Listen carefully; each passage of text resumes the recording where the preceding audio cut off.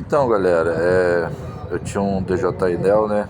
Ele acabou caindo, eu dei mole, fui fazer um voo rodando e ele acabou batendo o poste, caindo e quebrou.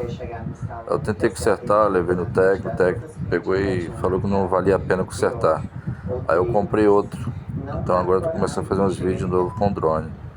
Se vocês curtem vídeo com drone aí, dá um like, compartilha, tá? Se inscreve no canal quem não é inscrito.